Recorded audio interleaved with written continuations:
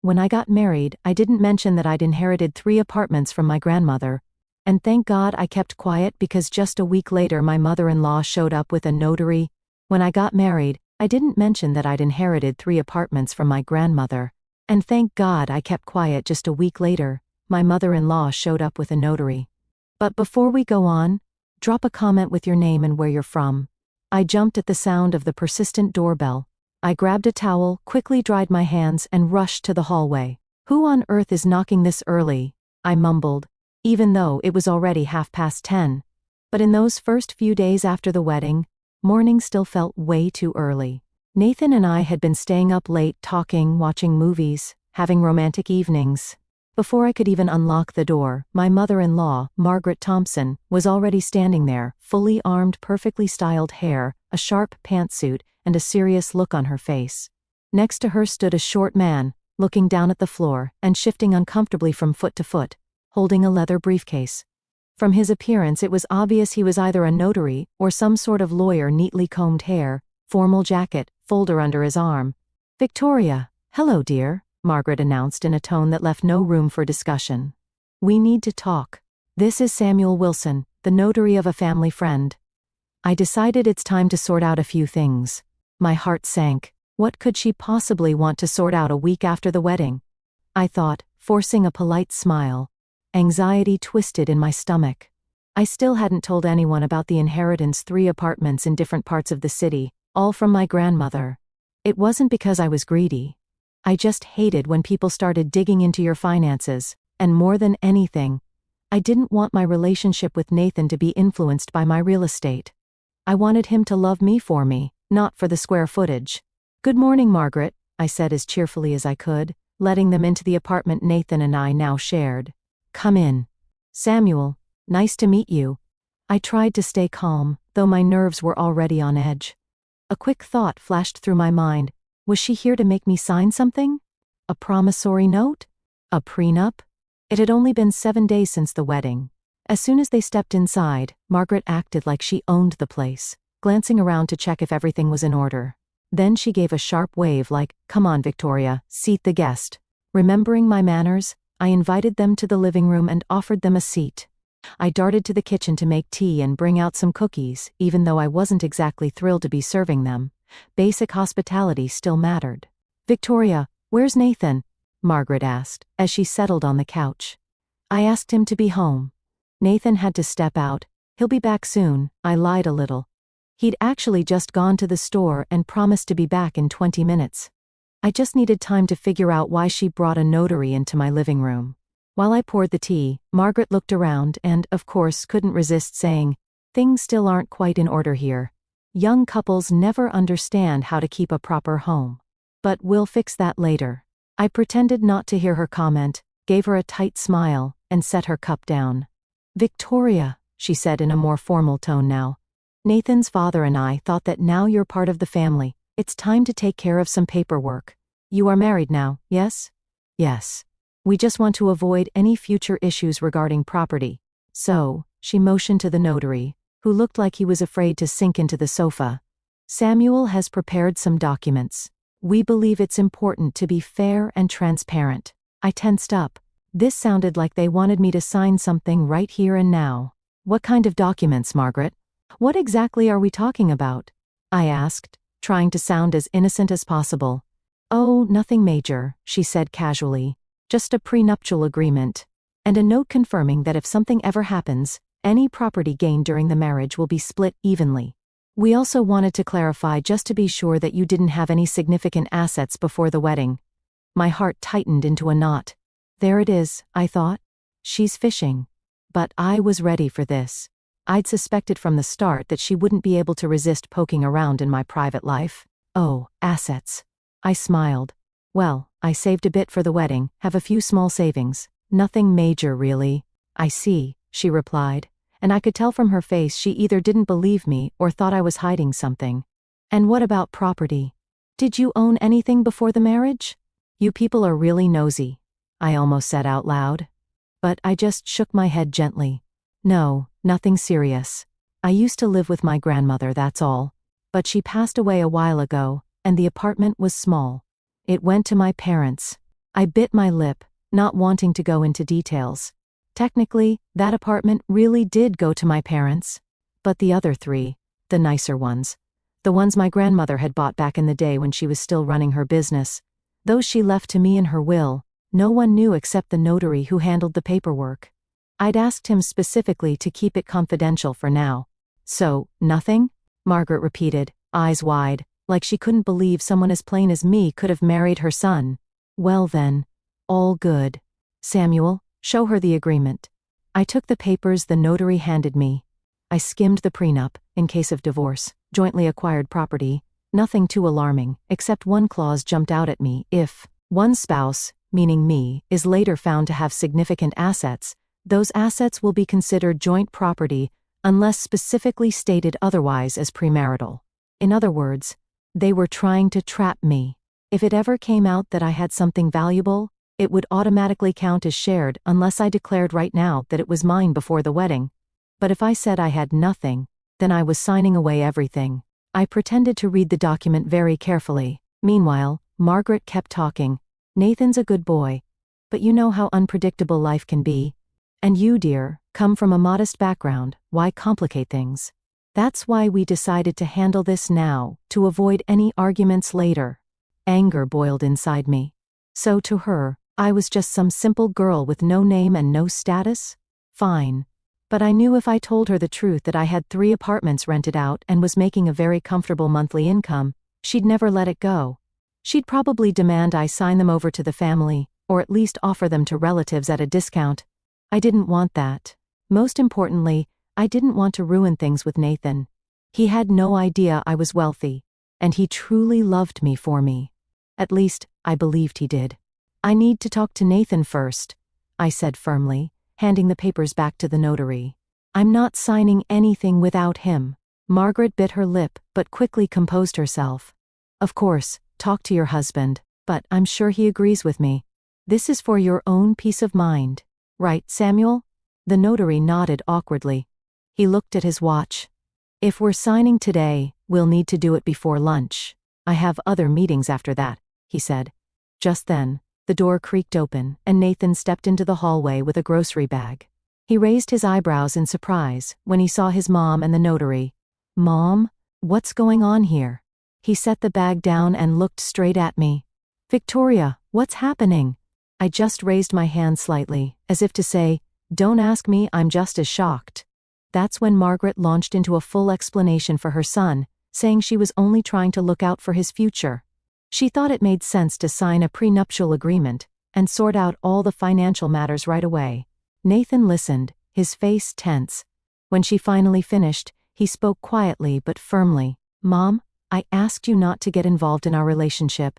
Victoria is my wife, and we'll handle things ourselves. Margaret frowned.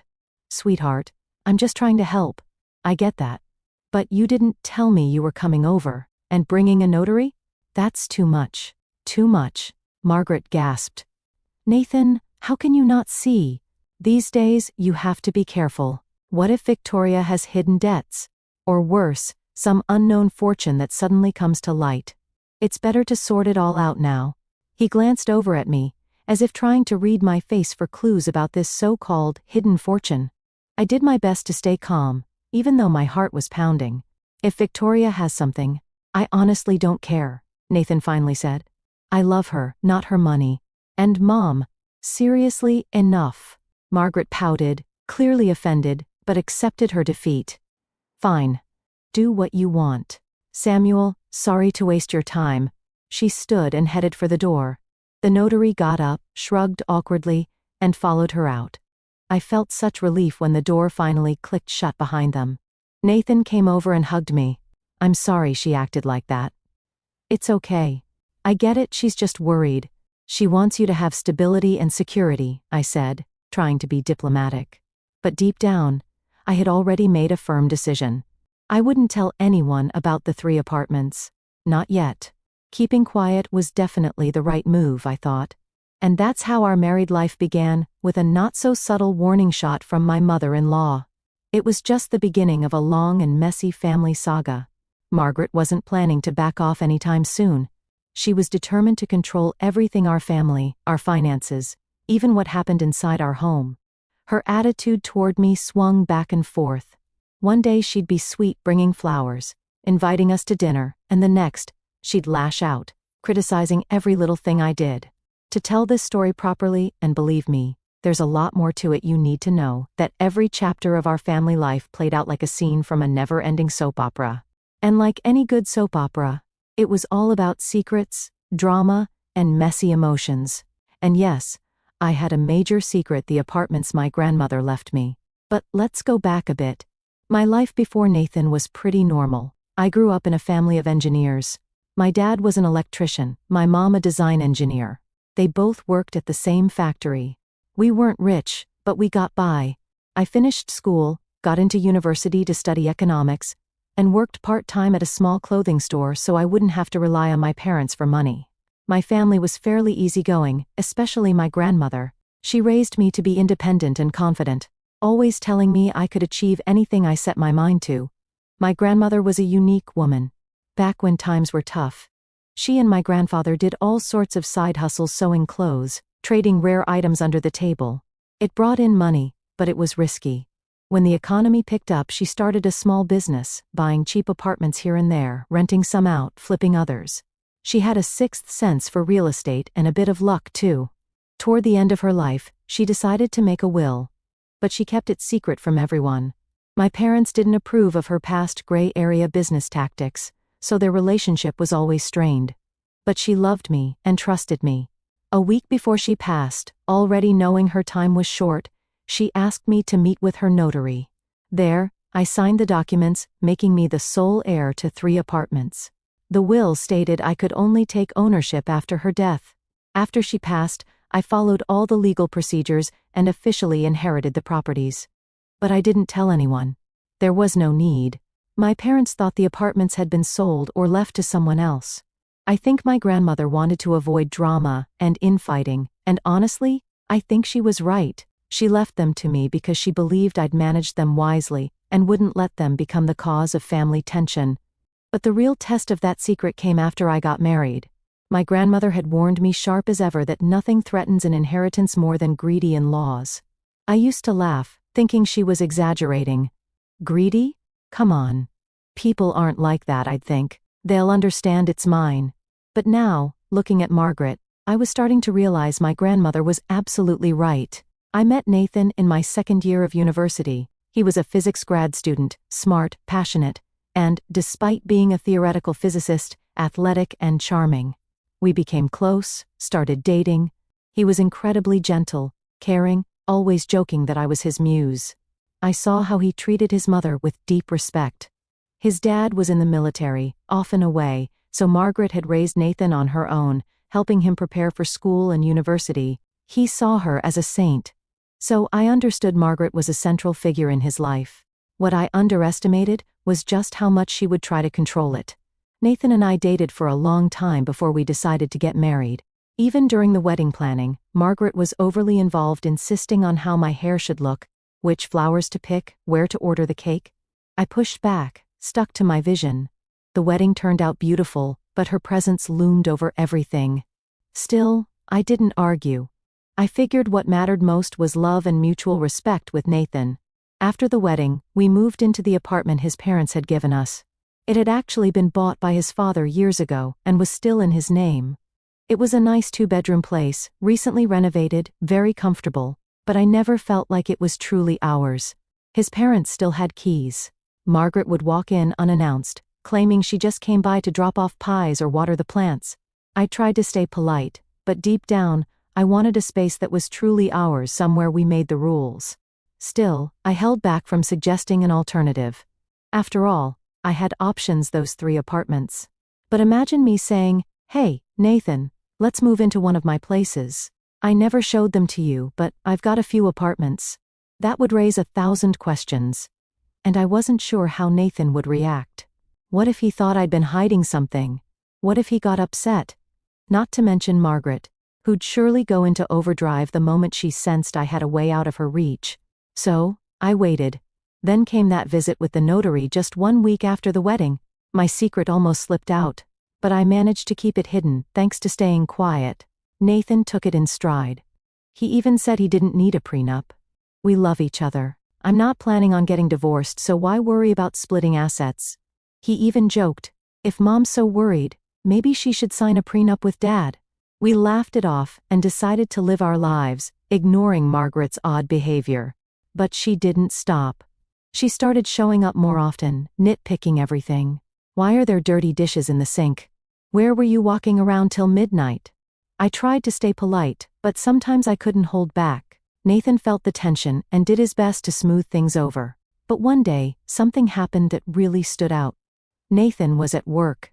I was home, studying for a training program.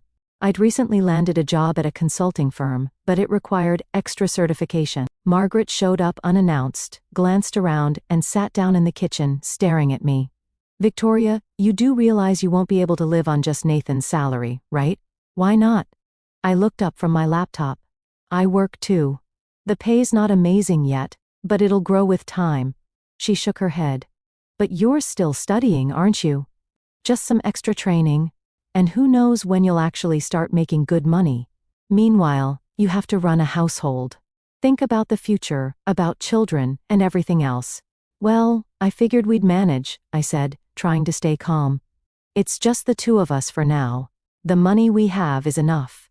And if anything comes up, my parents are happy to help. Your parents?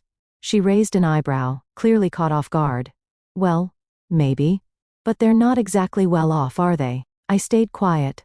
My parents weren't exactly rich, especially compared to Nathan's father, who had a military rank, a solid pension, and some decent savings. But I didn't want to agree with Margaret out loud. That would only give her more reason to look down on me. Margaret, I said, the name slipping out naturally. She always insisted I call her that. After all, I'm your second mom. We'll figure things out when the time comes, okay? Please don't worry so much. Oh, everything seems so simple to your generation, she sighed, pulling her cup of tea closer. But you have to plan ahead. You can't just let life run its course. Take this apartment, for example. She motioned around. Sure, it's in my husband's name. But sooner or later, it'll belong to Nathan. And in case of a divorce, why are you jumping straight to divorce? I snapped, unable to hold it in. We just got married. I'm not implying anything. Life is unpredictable. Anything can happen. Do you two have any finances? Property? Where would that come from? I shrugged. I'm only 23. I just started working. Right. But what if your grandmother left you something? I heard she had money. I felt a chill run through me. Left you something sounded like a bait, a test to get me to admit the truth. I closed my laptop and looked her straight in the eye. My grandmother left us warm memories and a few family keepsakes, some furniture and clothing. That's all, I said, quiet but firm. I see. She dragged out the words, like she didn't quite believe me. I was just wondering. People said your grandmother was quite the businesswoman. I figured she must have stashed something away. If she did, we know nothing about it. I lied with a straight face. She studied me carefully, like she was trying to catch the slightest tremor in my voice, or doubt in my eyes. But I'd already learned how to answer these kinds of questions without flinching. Well, if you say so, she finally said, standing up. Tell Nathan I stopped by. Ask him to call me. Once she left, I let out a sigh of relief. Yet again, I was reminded that telling her about the apartments would be like handing her a loaded weapon, something she'd use to constantly intrude and control. A few more weeks passed, and life slowly fell into a routine. I went to work, nothing too complicated at first, just basic tasks at the consulting firm. I was still studying, trying to prove myself. Nathan worked at the university, giving lectures, writing research papers. We mostly saw each other in the evenings, tired but happy. Everything was fine, except Margaret still showed up unexpectedly to check in. But Nathan stood his ground, telling her we'd handle things ourselves and that she needed to respect our boundaries. One evening over dinner, we decided to talk about the future. Nathan, what would you think about us renting our own place? I asked gently. But we're already living in our apartment. Why pay rent? He replied, surprised. Is this because of Mom? Not just that. I just want to feel independent, like we have our own space, something that doesn't come with your father's name on the deed. I get that, Nathan said, twirling his fork in thought.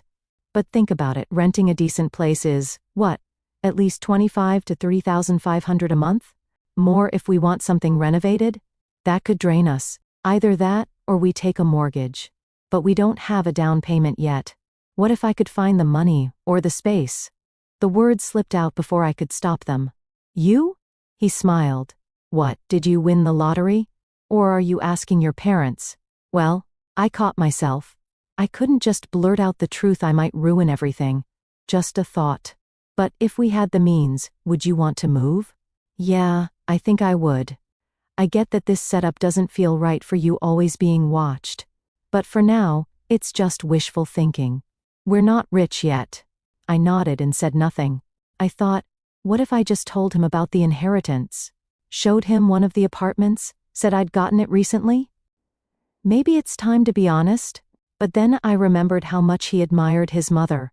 Her constant questions, her unannounced visits, her need to control everything. No, not yet. In any good family drama, timing is everything and a little mystery never hurts. That's when another character entered the picture, my cousin Elizabeth. She was 27, already divorced, lived on her own, and worked for a big interior design firm. One day, she called and said, "Hey Victoria, I'm going to be near your place for a project.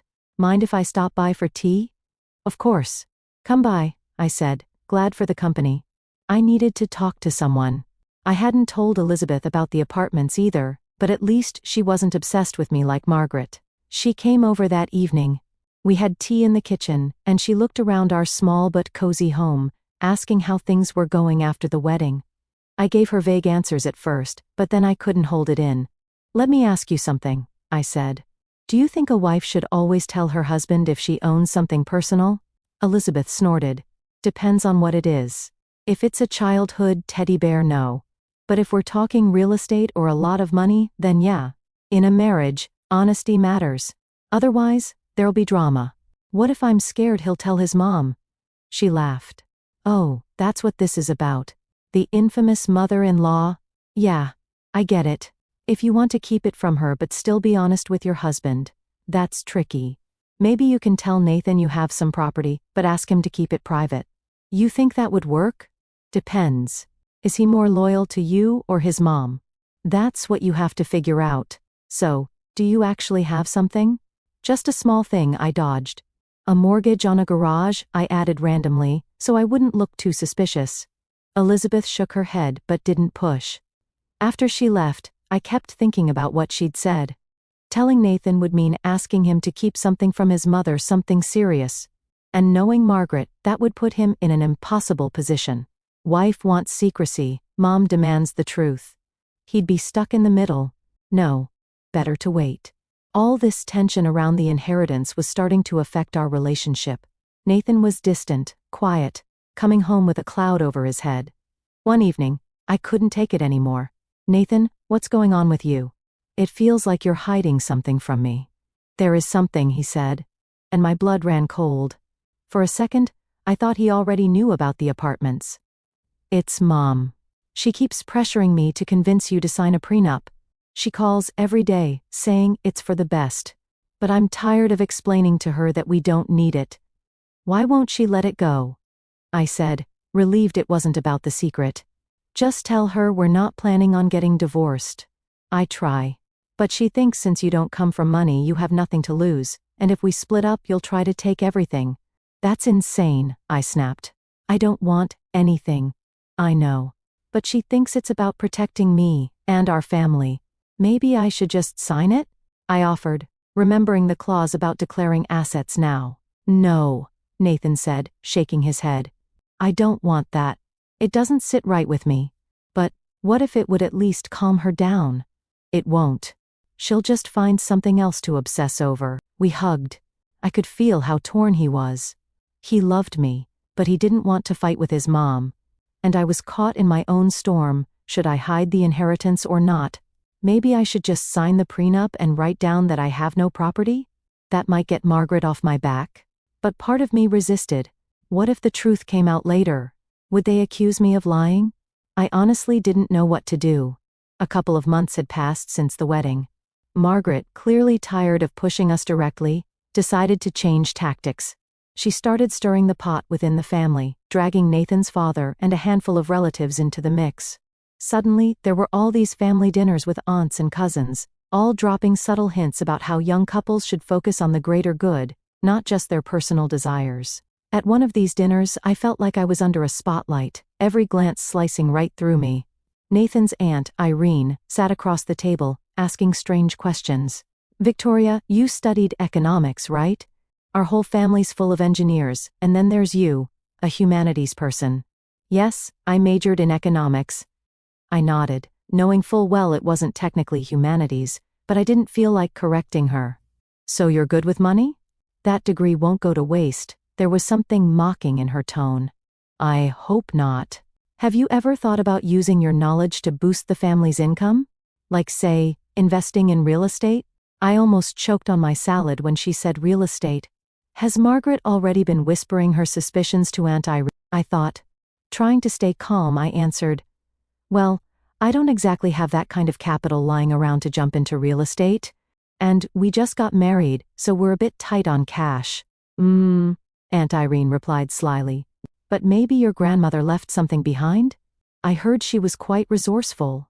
"Maybe," Margaret chimed in, "but Victoria claims she didn't inherit anything." I pretended not to notice the bite in her voice and smiled as politely as I could.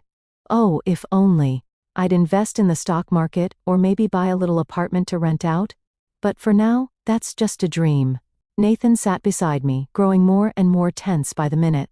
It was obvious he hated how his family was cornering me like this. Finally, he'd had enough. "Can we please change the subject? These constant comments about money and Grandma's will are getting old. Victoria's my wife. If she doesn't have anything, stop pestering her. And if she does, I'm sure I'd already know." Enough. The room fell into awkward silence. Margaret looked offended. The rest of the relatives started whispering. I felt like the odd one out again. But deep down, I was proud. Nathan had stood up for me. Still, one small victory wasn't enough to win the war. Margaret wasn't done. This time, she launched a whole scheme. One of the apartments I'd inherited from my grandmother was in a high-end part of town. The other two were more modest. But that special one, Grandma had snagged it at a bargain, then paid for a full luxury renovation. I'd been renting it out carefully, always through legal agreements, picking reliable tenants. Then one day the tenant told me she was moving out, her circumstances had changed, and she couldn't afford the high rent anymore. I needed to find someone new. Quietly, I reached out to the realtor my grandmother used to work with. He got to work, looking for a good match. And then, pure coincidence or a setup, I still don't know, Margaret and my father-in-law suddenly started talking about finding a bigger place. They said they had some savings and were exploring options to upgrade. I kept my mouth shut, pretending I had nothing to contribute. Then Nathan said, "Hey Mom, there are some great new places near Madison Avenue. I saw some listings might be worth checking out." "Madison Avenue? That's an expensive area," Margaret gasped. "Yeah, but it's a good investment. If you're thinking of upgrading," I froze. "That's exactly where my luxury apartment is. Please don't let them come across my rental listing," I thought, praying my name wouldn't appear anywhere public. But I was too naive. I hadn't considered that the realtor might unknowingly send info to someone who knew me. And that's exactly what happened. He sent a photo of the apartment's gorgeous living room with its big window and park view to a potential renter, who apparently shared it with Margaret. She recognized the furniture. Worse, the address. She vaguely remembered that Grandma used to live on Madison Avenue. That was enough to spark suspicion. Still unsure, Margaret asked the friend to schedule a viewing and take her along. They went.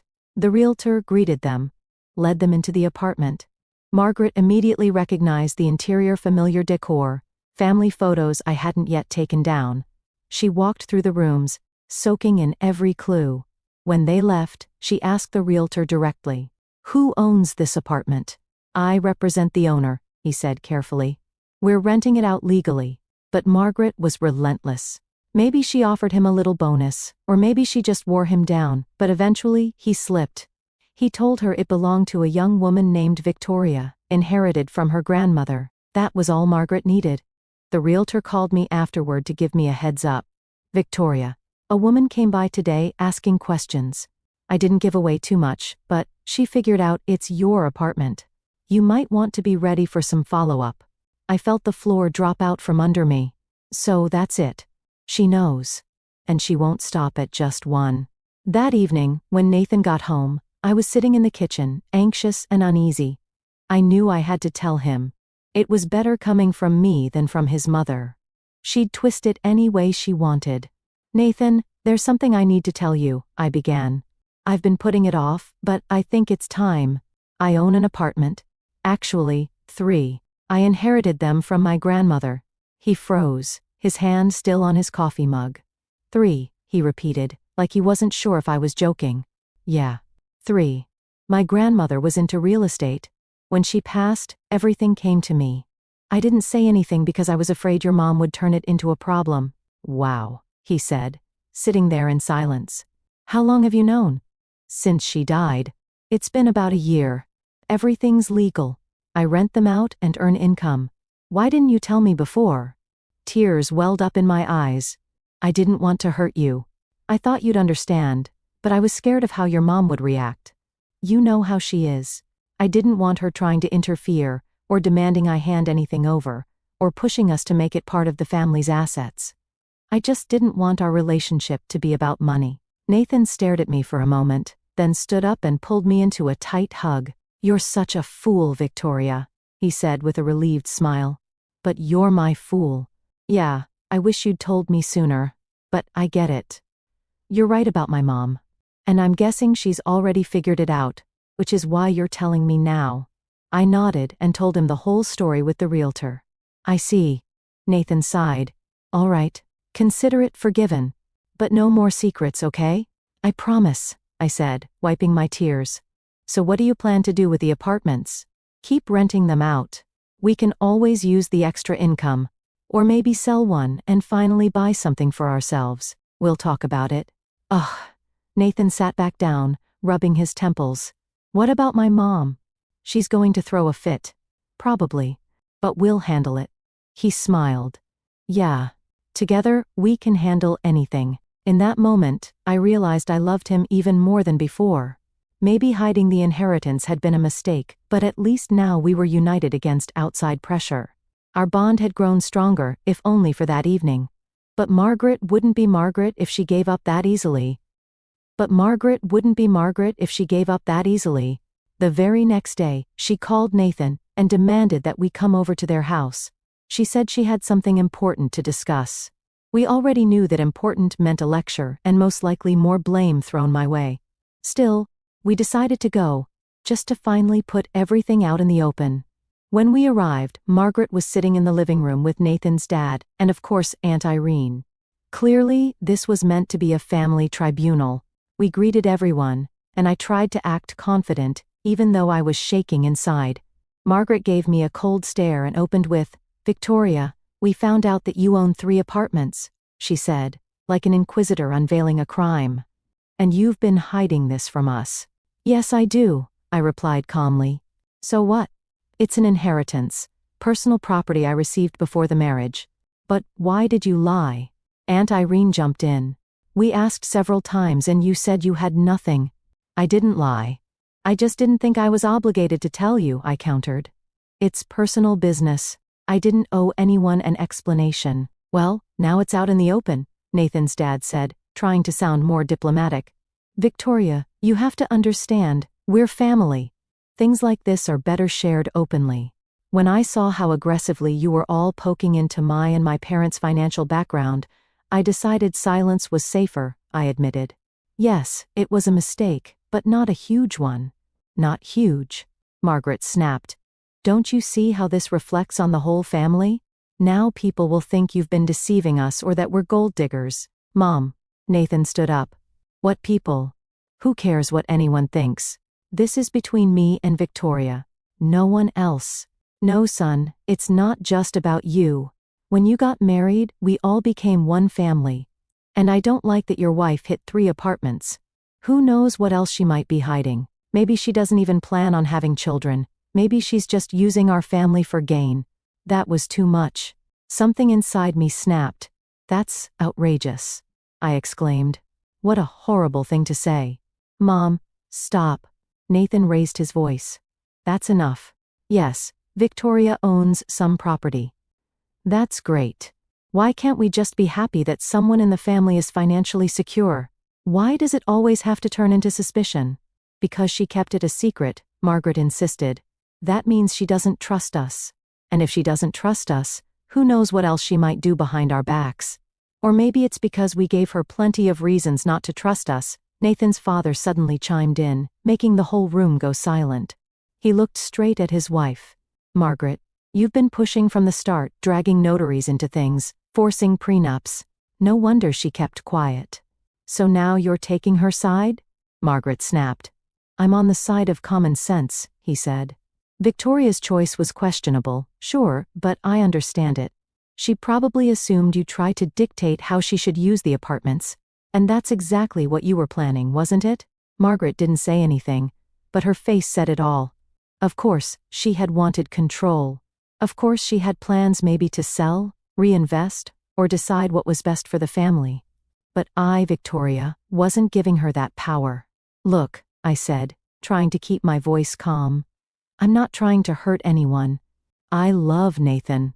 The apartments were a gift from my grandmother, and what I do with them is my decision.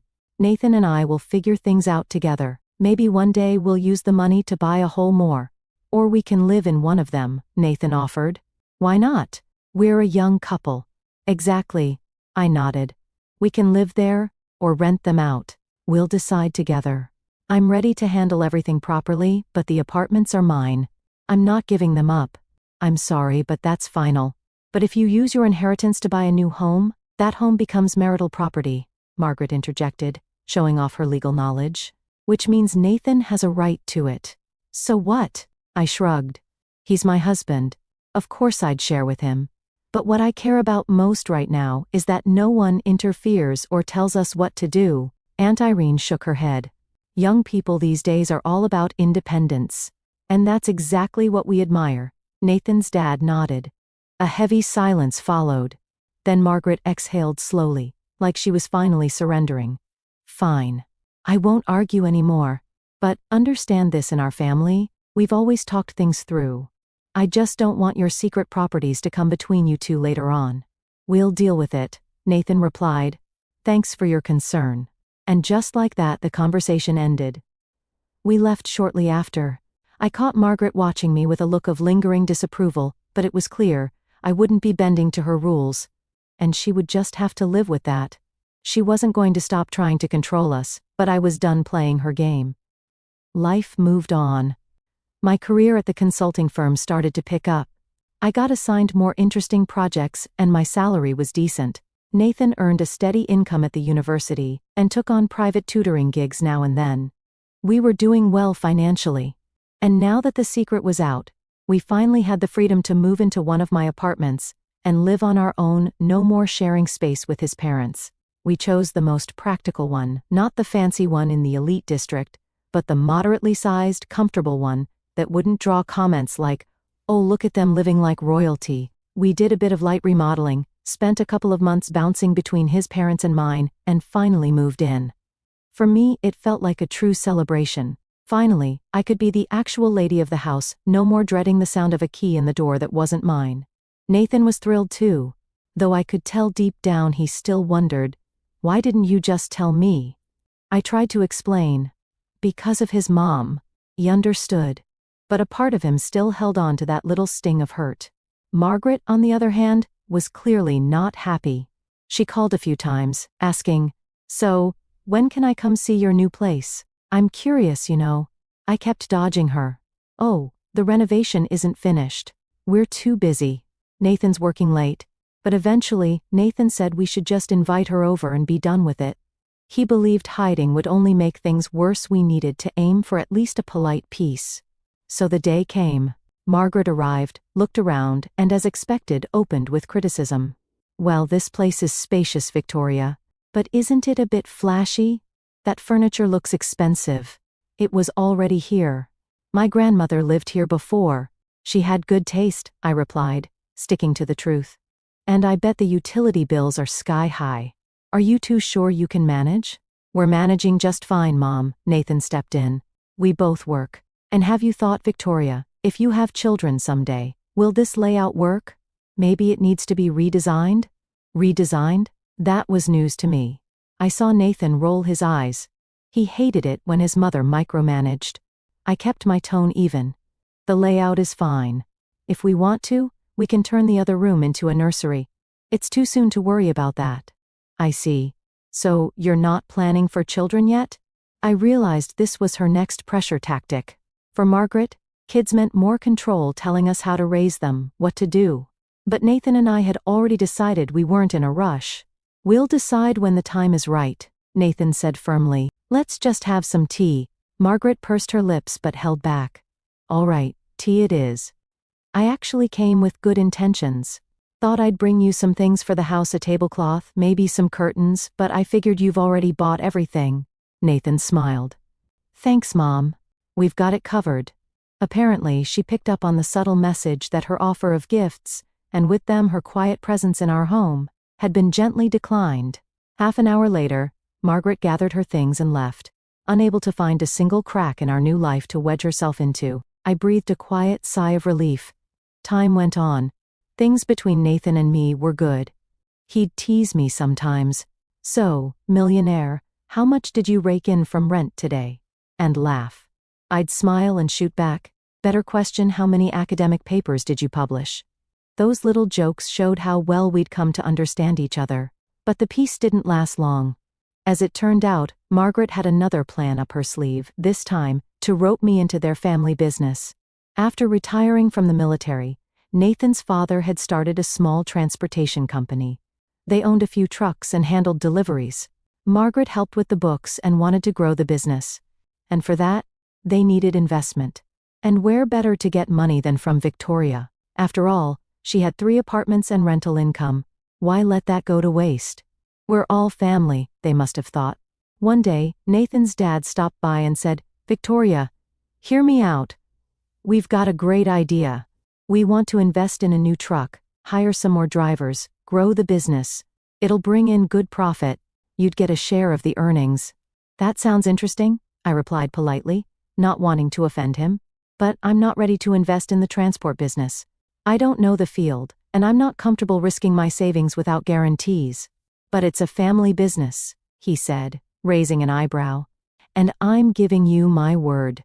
We're reliable people. I don't doubt that, I said carefully. But business can be unpredictable. We're just now settling into our own place, and we need funds for future expenses. For now, I'd rather not invest big sums. Unlike Margaret, my father-in-law was more reasonable. He simply nodded and said, I understand. But if you change your mind, you know where to find us. But the very next day, Margaret called. Victoria, what was that conversation with my husband? You refused to invest.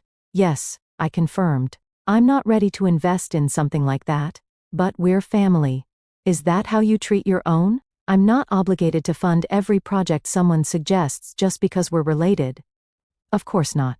But families help each other. I'll help if someone's seriously ill or in a real emergency. But putting money into a business that might fail? That's not charity, it's risk. You don't trust us? Her tone sharpened.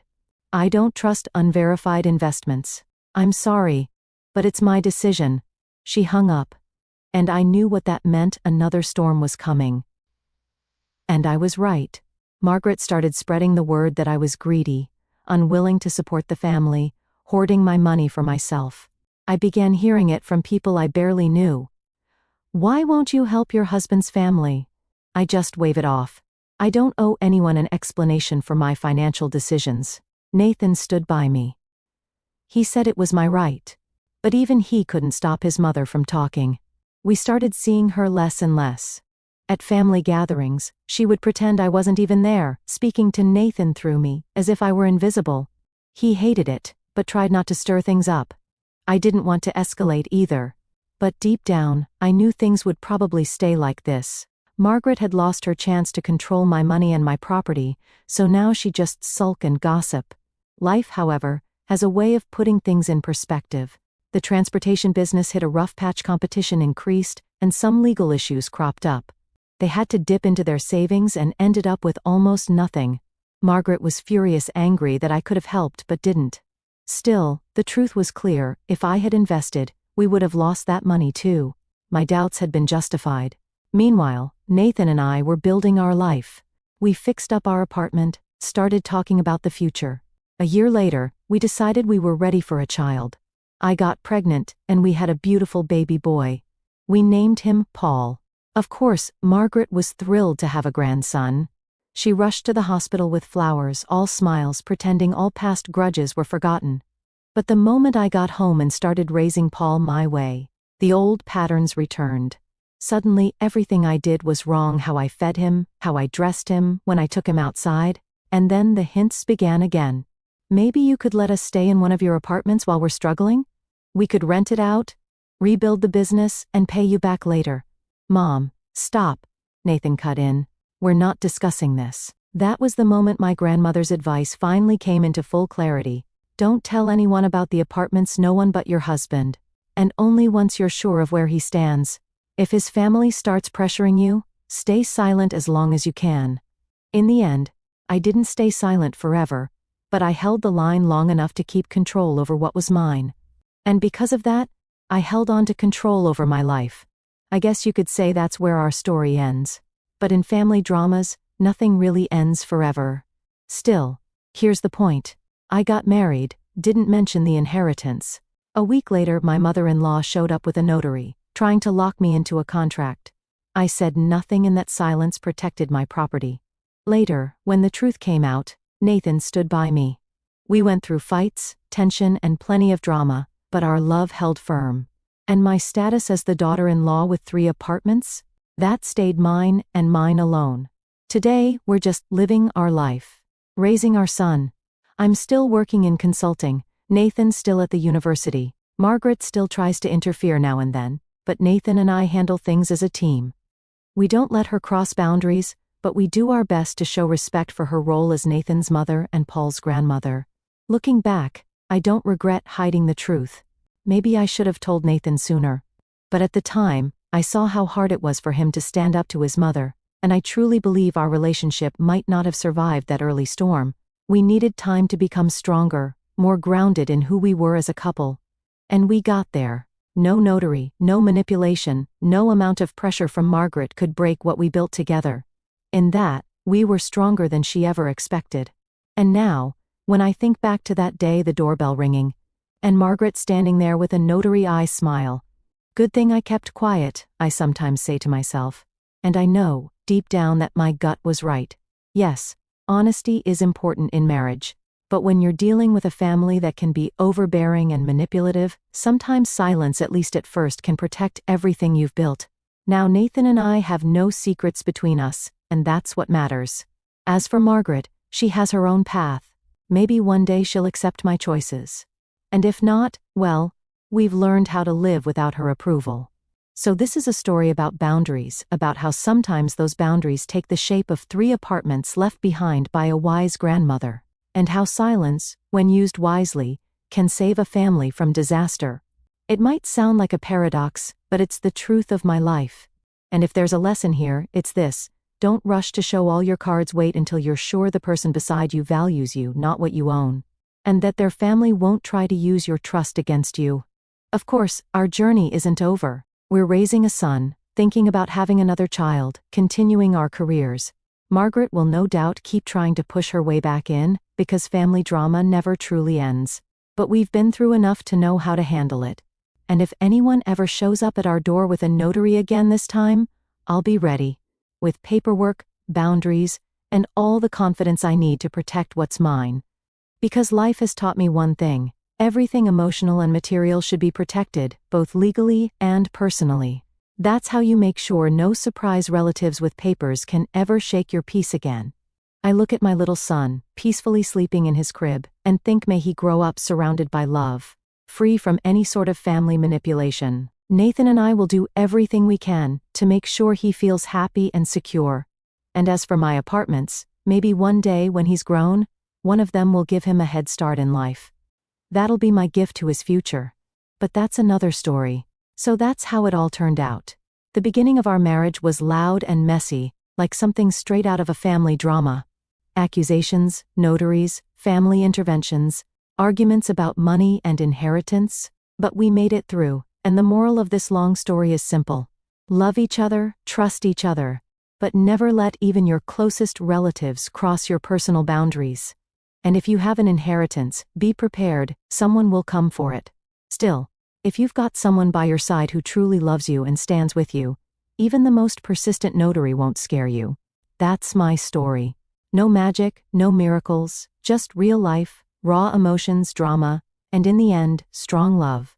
And so I wrap up this tale about how sometimes keeping quiet can be your greatest protection. I look at my now 2-year-old son and can't help but smile at how curious and clever he's becoming. When Paul was still tiny, lying in that crib, I thought the hardest part was behind us. We had defended our independence. We'd carved out our own space, dealt with the inheritance, and created a stable family life. But life, as always, had new twists in store. And our family saga kept unfolding. Still no magic but plenty of emotional ups and downs. At first, things were relatively calm. We were enjoying parenthood. Nathan was enthusiastically buying toys and books, and I was juggling work and household chores. My parents, who lived in another part of the city, helped with Paul when I asked. They were respectful and didn't intrude on our life. Only Margaret continued to drop by unannounced. Spotting a pile of laundry or scattered toys, she'd launch into a new round of judgment. "Victoria, really? A child could trip over these cars. And when's the last time you mopped the floor?" She'd scowl, scanning the living room cluttered with Paul's things. "We're fine, Mom," Nathan would say, trying to distract her from my housekeeping crimes. "Paul likes it here, it's his space. And anyway, we just got back from a walk. Didn't have time to clean up yet." Honestly, compared to the time she showed up with a notary or demanded money for a business, these little complaints barely registered. We were used to them. We'd think to ourselves, whatever, at least she's not poking around in our finances. But it soon became clear, her ideas about money, business, and inheritance hadn't disappeared. She just hit pause. And now, she was gearing up for the next round, this time with a new angle. Nathan and I had been toying with the idea of selling one of my remaining apartments and buying a house closer to nature. It would be great for Paul to have space to play outdoors, not just around the apartment block. And I had to admit, I dreamed of a big yard with flowers and a patio for family dinners. Nathan liked the idea, but hesitated. Moving to the suburbs would mean sacrificing convenience, longer commutes, more driving for school runs. "We're not talking about some remote village," I argued. "There are suburbs with good infrastructure, schools, shops, buses, and peace and fresh air." In the end, we decided to hold off. Instead, we focused on upgrading our current place to make it more comfortable for Paul. We turned one room into a proper kids' room, bright wallpaper, toys, bookshelves. Everything felt like it was falling into place. Then Margaret showed up again. This time she didn't come alone. With her was a woman I'd never seen before, maybe in her 40s. "Victoria, this is Gabrielle Peterson, a longtime family friend."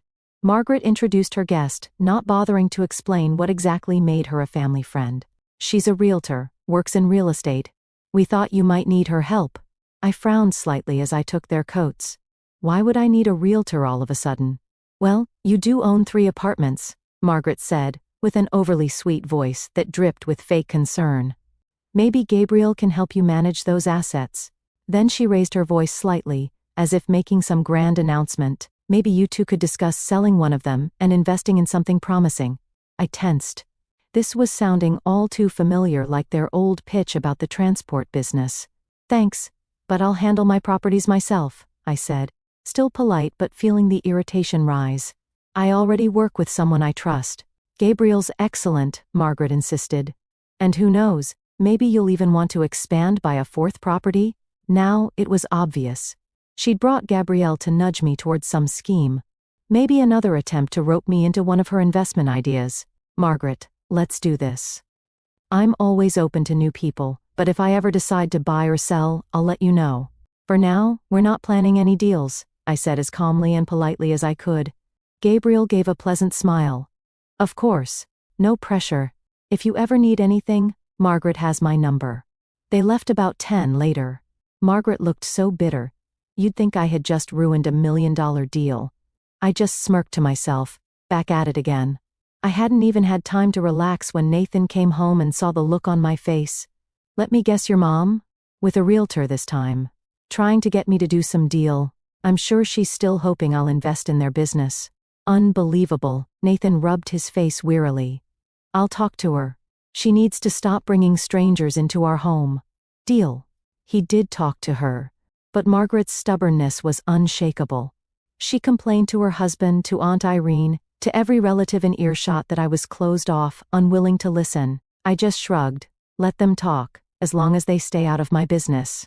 Then, unexpectedly, my sister Elizabeth stepped into the picture. She'd been living her own life and didn't usually get involved. But she'd heard about the latest stunts from Margaret and gave me a call. "Victoria, have you thought more about buying a house? I'm working on an architectural project right now. If you want to build something from scratch, maybe we can do it together." "I like the idea," I said, "but I'm afraid it'll set Margaret off again. She'll think I'm choosing to invest in a house instead of their business." "Oh, forget what she thinks," Elizabeth sighed. "It's your money, your inheritance, your life." The more I thought about it, the more I realized she was right. And slowly, the idea started taking root. Maybe it was time to stop worrying about what Margaret might say, and start building the life we actually wanted. A house with a big living room, a fireplace, and a garden for Paul. But before we could make any decisions, a new wave of drama hit this time. Not about money, but parenting. Paul was growing into a lively, energetic little boy. When he turned 3, we enrolled him in a great nearby preschool. And right away, Margaret turned on her watchdog mode. "Are you sure that place is good? I heard the teachers are strict. They don't even take the kids outside that much. Wouldn't it be better if he went to the preschool near us so I could pick him up?" I calmly explained. "Nathan looked into it, and the reviews are excellent. It's close to our place. Driving him across the city doesn't make sense." "Why not? I could drive him." Nathan quickly shut that down. "Mom, Victoria and I already made the decision. It's done." Thankfully, she didn't push that time. But soon she found a new angle. She started insisting Paul needed special developmental classes, maybe a tutor to start reading early. I tried to stay polite, saying we'd decide ourselves when Paul was ready to start learning letters. No need to force academic pressure on a 3-year-old. "But Nathan was already stacking letter blocks at his age," she exclaimed. I thought to myself, "So? Paul stacks blocks too. What's the problem?" But she kept going. "If only I could take charge of Paul's development. I've always had a knack for teaching." I smiled and said, "I don't think you'd have the patience to turn him into a genius." This kind of chatter continued all summer while Paul adjusted to preschool. Every visit, Margaret found something new to criticize, something we were doing wrong, something Paul was missing out on. Thankfully, Nathan stayed calm and shut down most of her remarks, and I'd learned to let her complaints roll right off me. Then suddenly, my health took a hit. I had to step back from work, and even ask my parents to help take care of Paul. It all happened so fast.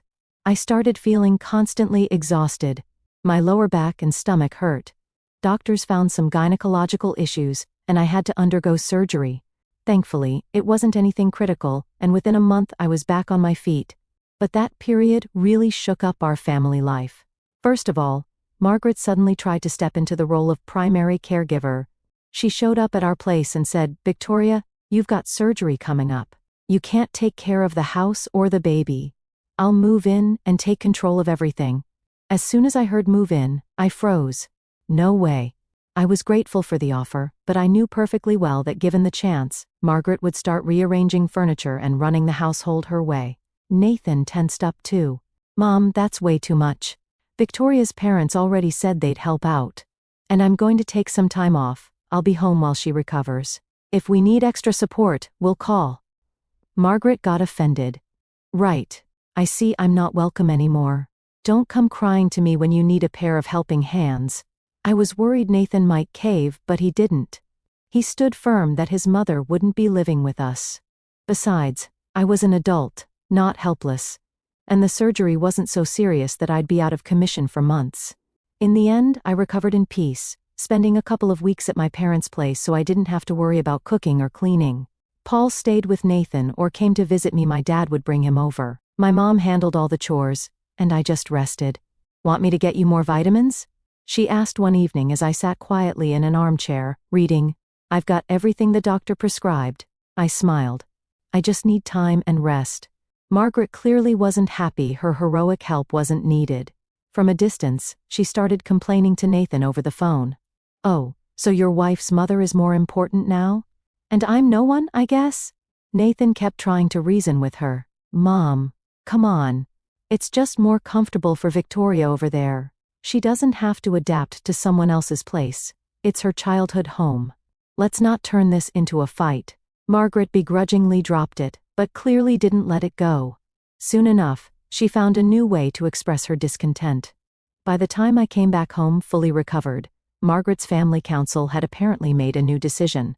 Her husband, Aunt Irene, and some random relatives decided our son Paul needed to spend more time with extended family to be properly raised. Apparently, I was lacking in traditional values. They started talking about it openly. "Let's take Paul to our country house on the weekends. He should get used to being around his extended family. Sure, the repairs aren't finished yet, but it's basically a summer home. He could bond with his uncles and aunts there." I stayed polite but firm. "Thank you, but Paul's still too little to be away from us for long. He's not used to your house, and everything's new to him there. Besides, we enjoy spending weekends with him ourselves." Of course, Margaret didn't like that answer. "This is just selfish parenting. It's good for kids to have a change of environment, and you don't mind him visiting your parents. Why block him from seeing his paternal grandmother?" I had to remind her that there's a big difference between a couple of hours at grandma's and a full weekend away in an unfamiliar place. I wasn't even sure the house was safe. Last I'd heard, the roof needed work, and there were issues with the electricity. And with her husband still trying to fix his failing business, I doubted they had the means to make the place kid-friendly. But Margaret wouldn't budge. "You're insulting our whole family. You don't think we're capable of taking care of a child? We want Paul to grow up trusting all his relatives." Nathan saw that I was about to lose my temper and stepped in. "Mom, we're not against visits. But Paul's still more comfortable with us. Let's give it time. When he's older, maybe 5 or so, we can talk about weekends away." That ended the conversation for the time being. But I knew it wasn't over. I could see it in Margaret's eyes. She was already plotting her next move, still determined to prove she was the one who called the shots in this family. While all this drama was playing out, my sister Elizabeth was climbing the career ladder in interior design. One evening she called, full of excitement. "Victoria, you won't believe it, I'm working on a premium suburban development. They're going to start selling lots and houses soon. Pricey, but the area is amazing. You and Nathan ever think about investing in something like that?" It got me thinking. We were happy with our apartment, but long-term I'd always dreamed of having a house at least for weekends and holidays. I brought it up with Nathan. "Let's check it out, see where it is, and what the prices are," he said. "If it looks promising, maybe we buy a lot and build later." We went to see it. It was about an hour outside the city, surrounded by forest, near a river, clean air, peaceful vibe. But yeah, not cheap. I figured if I sold one of my mid-range apartments, it would just about cover the lot. The only question was it worth it? Building a house isn't quick or cheap. Back home, we started weighing our options. "You know," Nathan said, "I really like the place. But let's be honest, if we buy the lot, we'll still have to pay for utilities, designs, construction. We don't have enough saved to do it all at once. It might just sit there empty for years while we go barbecue on the weekends. Might be smart, might not. Then again, the value could go up. It's an investment. And if we change our minds, we can always sell it." After a lot of back and forth, we decided to go for it. I knew that once I put an apartment up for sale, Margaret would catch wind and try again to redirect my money into their business. I wasn't wrong. I discussed everything with my longtime realtor, the same one who had worked with my grandmother. The apartment was in demand, and we found buyers quickly. But during the paperwork process, Margaret somehow found out the apartment was up for sale. She showed up fuming. "Victoria, what is this I hear? You're selling your apartment and didn't even consult us?" "Why would I? It's my property," I replied coolly. "But we're family. And I have an idea. Invest the money in our trucking business. We've started rebuilding, bought a couple of used trucks, but we need one more, brand new. The profits will be yours." I sighed inwardly, so predictable. Sorry, Margaret, but Nathan and I already decided to buy a lot in a new housing development. That's more important for our family than another truck. Out of moves, she tried playing the guilt card with Nathan. Son, are you even thinking straight? That area doesn't even have a preschool or clinic. Maybe talk some sense into your wife? Mom, this is our decision, Nathan said, trying to stay calm. We've thought it through. One said, trying to stay calm. We've thought it through. One day we'll build a house. It's a long-term project for us. You'd be better off putting that money toward Paul's education abroad, she shot back. That house will just end up half-built and abandoned. I realized then there was no point trying to reason with her. Sure, we didn't know yet how we'd fund the construction, but just knowing we'd have a piece of land and the option to live outside the city gave us peace of mind. I stood firm. We've made our decision. The sale is nearly finalized. The money will go straight into the land. Margaret went quiet. Then muttered, "You'll regret this," and slammed the door on her way out. We sold the apartment and bought the lot. Now we just needed to figure out when to start building. We weren't in a rush. We wanted Elizabeth's help with the design, time to save up, and to avoid living in the middle of a half-dug foundation. Everything was going pretty smoothly until Margaret hit us with an unexpected move. She decided to drag my parents into the drama. One day, I got a call from my mom. "Victoria, Margaret just called. She asked us to talk some sense into you. Said you're about to make a huge mistake with your inheritance." "And what did you say?" I asked, already clenching my fists. "I told her you're smart and can make your own decisions." But she wasn't happy. She said that if the money's going toward land, then clearly you don't care about helping their family. I almost laughed. What, Nathan and Paul don't count as part of her family, if we're talking about building a future home? But I wasn't laughing for long. It was clear Margaret was now trying to recruit allies, even pressuring my side of the family. "Mom, don't worry. I've got everything under control. Margaret's just stressed because of their business problems.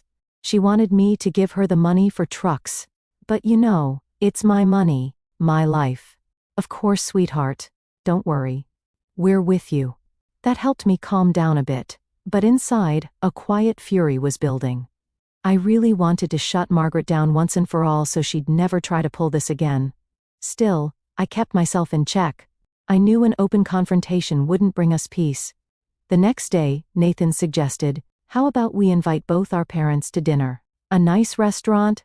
Try to smooth things over. Show everyone we're all about respect and maybe end these silly power plays." "You really think it'll work?" I asked, skeptical. "I don't know. But maybe it'll take the edge off. They'll still be seeing each other at birthdays and holidays." We booked a table at a quiet restaurant and invited both couples. My parents arrived first and took their seats. Then came Margaret and my father-in-law. She walked in like a queen ready to declare war. To his credit, her husband smiled and greeted everyone kindly. The conversation started with the usual health, the weather, Paul's progress at preschool. Then it shifted to work, who was doing what these days. I hoped we could tiptoe around the money and real estate stuff. But of course, Margaret raised her glass of wine, squinted and said, "Well then, let's drink to the day when everyone in this family finally learns to trust each other and stops hiding profitable deals and future plans." Nathan and I exchanged looks. My parents stayed politely silent, clearly not wanting to get dragged into drama. I turned to Margaret and said as calmly as I could, "Margaret, I hope you're not implying that anyone here is hiding things on purpose. We've already cleared everything up." "Well, you never ask for advice," she said, shaking her head. "Do we need to consult people on every decision?" Nathan stepped in. "You and Dad run your business however you like. You don't check with us first." His father nodded. "Nathan's right. We make our own choices, and so should you two. Margaret, let's admit they're grown-ups now." Margaret sighed heavily, took a sip of wine, and then turned to my mom. "Catherine, what do you think? Is it normal for a family to make big decisions without consulting anyone?" My mom smiled. "I think people ask for advice when they trust someone and want to hear their opinion. But demanding that someone consult you, that's too much. The kids will figure it out on their own." It was obvious Margaret didn't like that answer, especially because it supported my side. But she held it together and said, "Fine, let's not ruin the evening. Hopefully, we'll learn to work as a team someday." I breathed a silent sigh of relief, thinking maybe the storm was calming. We carried on with dinner, laughed about funny stories from the past, and talked about Paul. Things seemed more relaxed. But as we were saying goodbye, Margaret came up to me and whispered, "You think I'm just going to back off? No. My family is my family, and you don't get to ignore our problems. We'll talk again." A chill ran down my spine, but before I could respond, she was already heading to the coat check. Nathan shot me a questioning look, like, "What did she say?" I just shrugged, same old song. We headed home. I was seething inside but didn't want to show it in front of Nathan and escalate things. He noticed I was tense and said, "I can tell my mom did something again." "I'm sorry. She just can't accept that you're independent. But these are our choices. We have every right." "I know."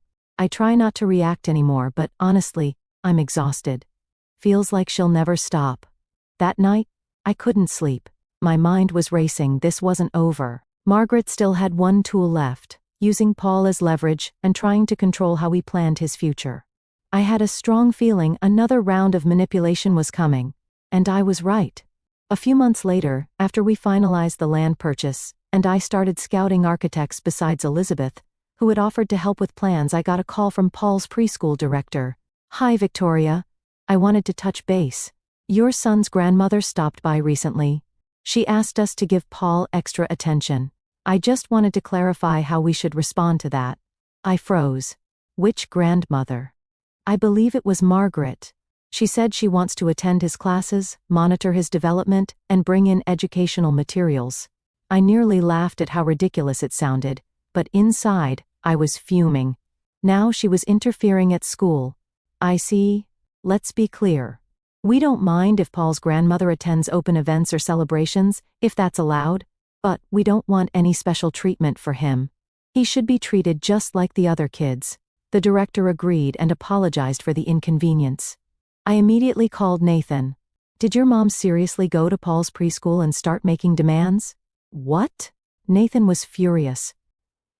"I had no idea. I'm calling her right now." Later, he told me Margaret had tried to set up private lessons for Paul, and even wanted to sit in on them herself. The director had refused, explaining it went against school policy. Margaret then insisted they focus more on reading with Paul, and handed over books she brought from home. Nathan had a talk with her, and told her to stop doing things behind our backs. Her reaction was exactly what we expected. "I was only trying to do what's best for my grandson.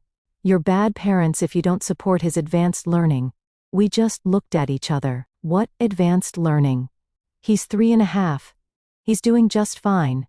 Amidst all this, Nathan and I started to really cherish the moments when it was just the three of us, weekends at the zoo, walks in the park, or little trips to our plot of land, where we'd only just marked the boundaries and built a small shed for tools.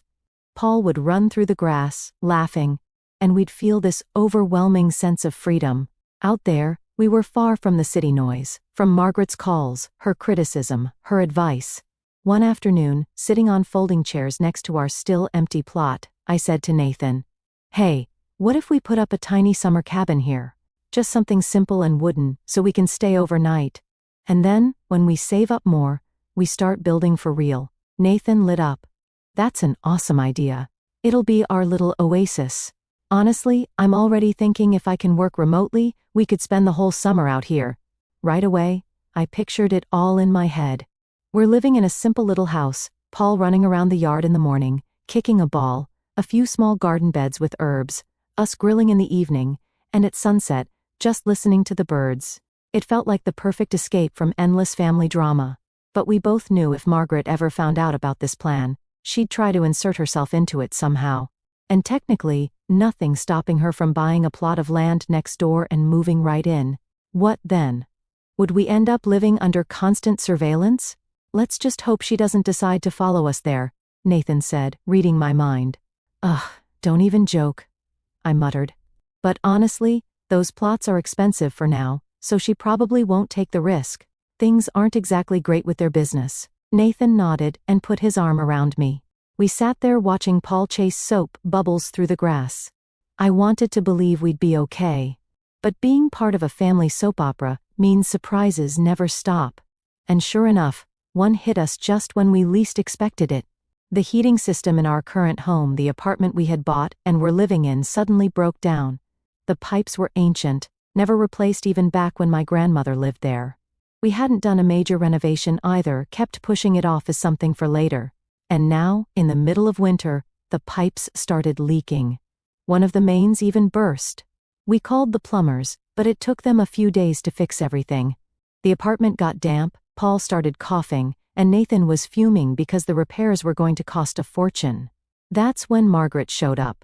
I told you, you need my help with this kind of stuff. This is a full-scale overhaul, and you can't handle it on your own. I mentally smirked, of course. She'd love to manage the renovation too. We did have money set aside. Thankfully, I was still earning from renting out the other 2 apartments, and Nathan and I had savings for the house. But replacing the entire heating system was still a big expense. Thanks for your concern, Mom, Nathan said calmly. We've got the funds. We'll hire good specialists and make sure it's done right. Why don't you just come live with us while it's all going on? Margaret asked hopefully. The thought of moving in with Margaret and my father-in-law for an indefinite period made me shudder. I could already hear her. Now I get to supervise everything. Honestly, I'd rather stay at my parents' place, at least there. I wouldn't get guilt-tripped every hour. Thanks for the offer, I said politely. But we've already planned to stay at my parents' while this is sorted. Of course. Always the wife's family, Margaret grumbled. Nathan, raising his voice slightly, said, Mom, enough. Catherine's apartment is spacious. You and Dad are already crammed in your 2-bedroom. You've got your own stuff to worry about. Why make it harder for everyone? That ended the conversation, and we avoided a full-blown argument this time. While the repairs were underway, I stayed at my parents' with Paul. Nathan bounced back and forth, checking in on the workers, sometimes crashing at our damp apartment. It was exhausting. But it also made me think even more seriously about building the new house. We need to speed up the country house project, I told Elizabeth. We need a backup home. When Elizabeth heard about our mess, she said, I'll sketch a great concept for you. If you can find a decent construction crew, you could break ground by fall. And the money? I muttered, already thinking of how much the apartment repairs had eaten up. I get it, she said.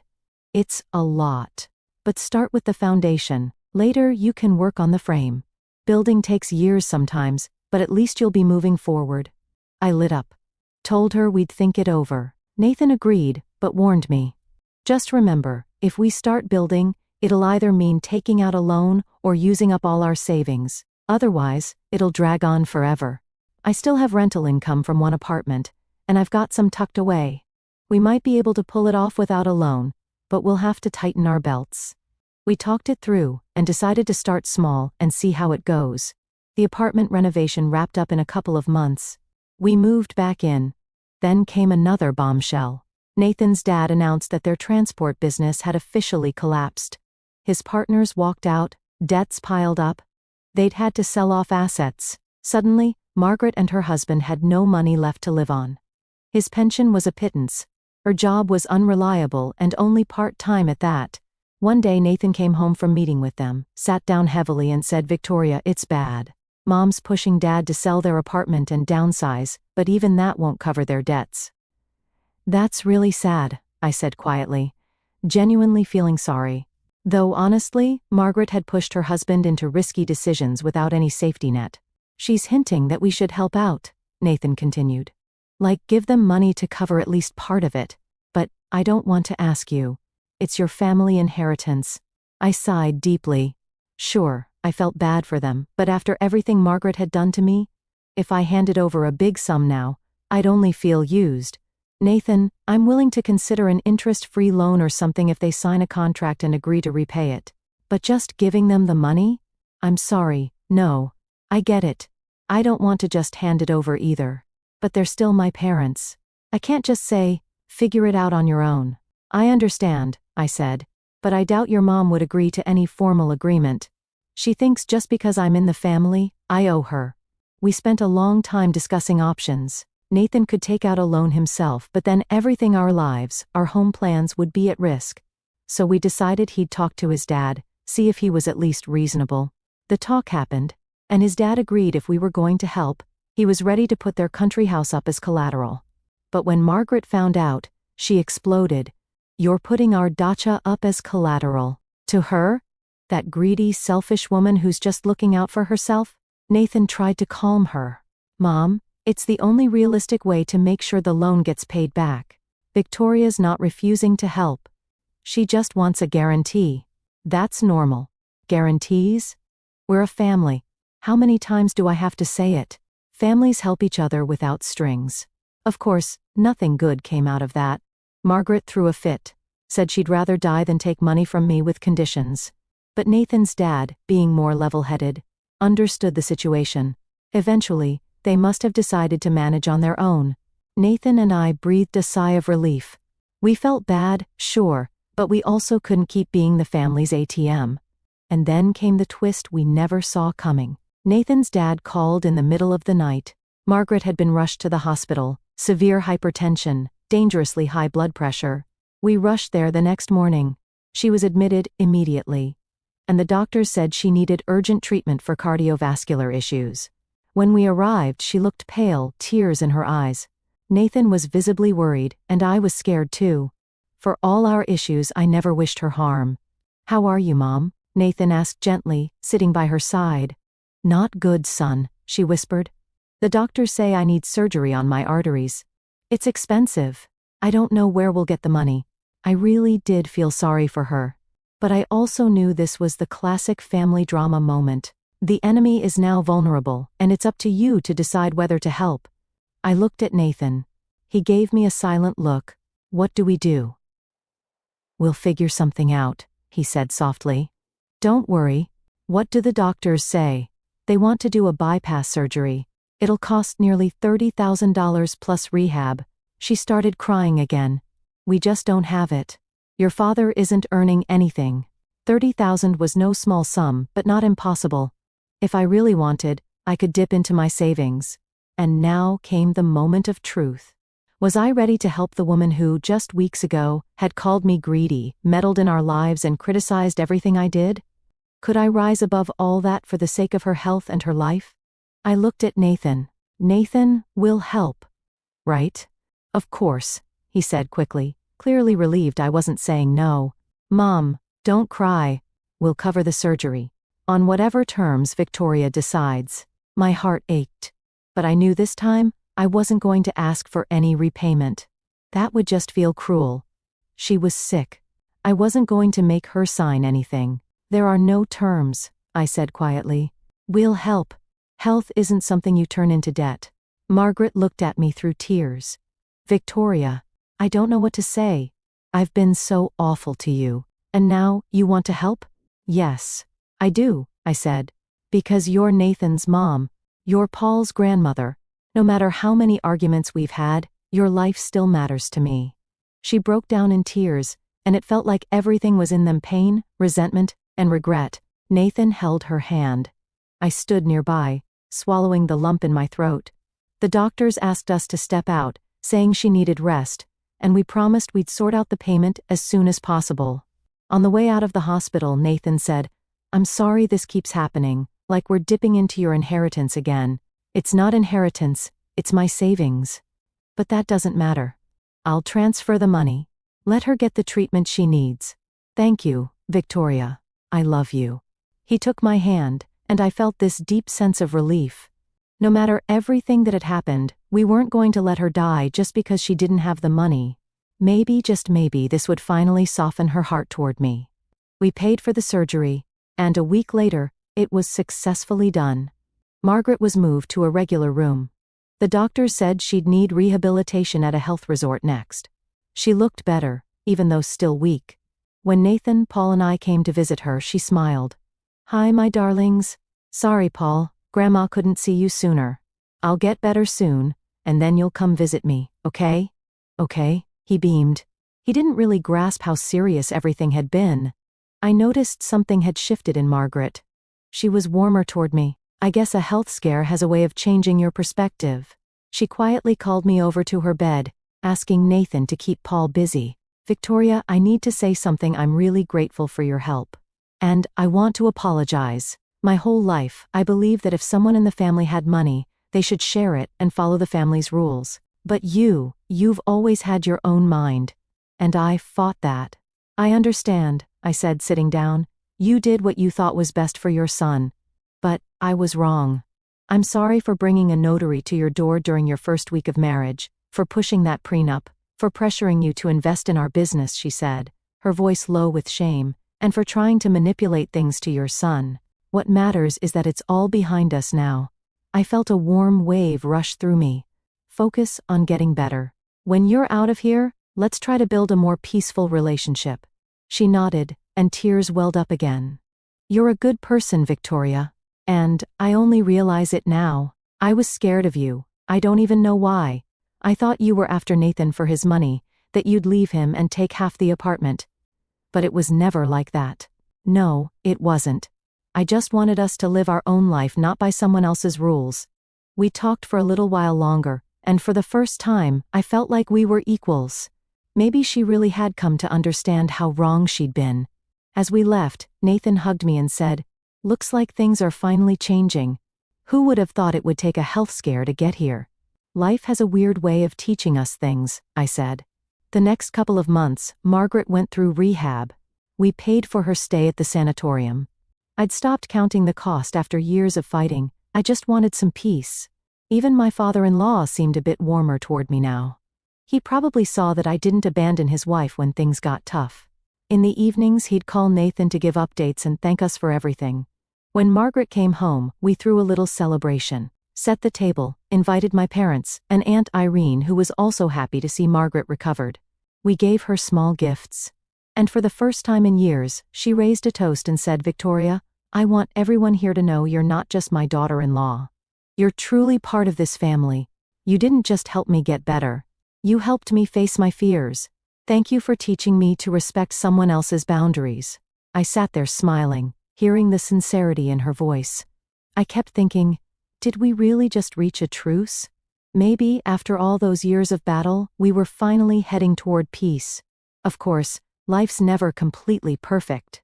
There are always little things that pop up. Margaret still offered parenting advice now and then, sometimes a little too eagerly. But it wasn't aggressive or critical anymore. It came from a genuine desire to help. She stopped hinting that I owed them anything financially, and began to respect that I had my own path. More than that, she started appreciating my professional skills. "Victoria, you know about finance. Can you help your father and me figure out how to refinance our loan?" she asked one day calmly, without that usual controlling tone. I gave her a few suggestions and called a couple of economist friends. They were thankful, and things began to settle down. Meanwhile, my sister Elizabeth had finished designing the plans for our future house. We started looking for a construction crew. Margaret now asked with genuine curiosity, "What are you two planning? What kind of facade will it have? Are you putting in a fireplace?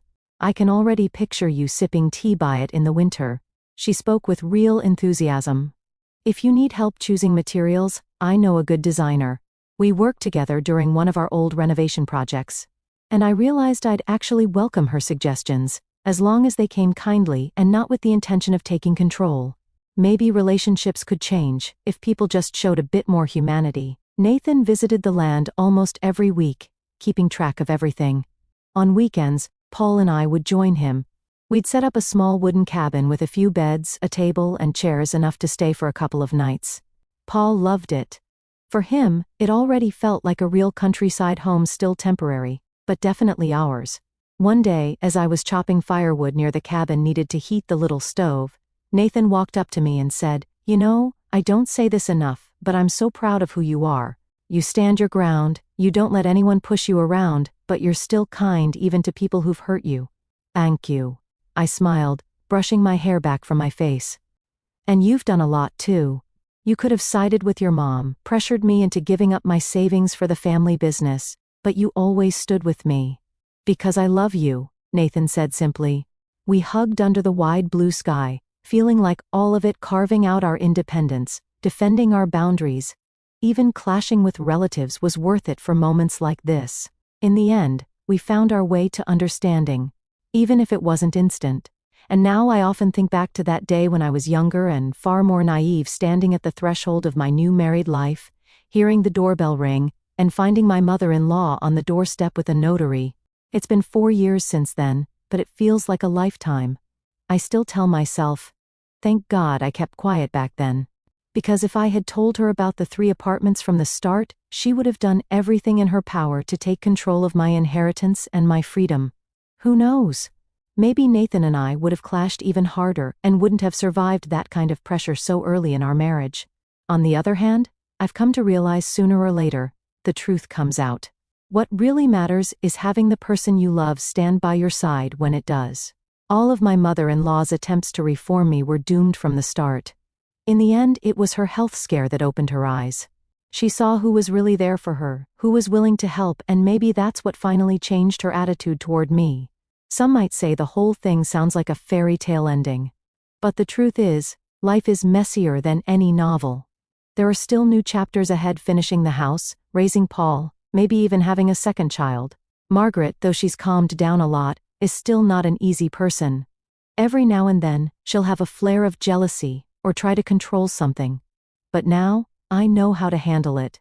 I calmly say, this is our family. We're happy to hear your advice, but the decision is ours. The most surprising part is that, after her surgery, she started talking to me like a friend. Maybe she finally realized life is too short to waste on fights and power games.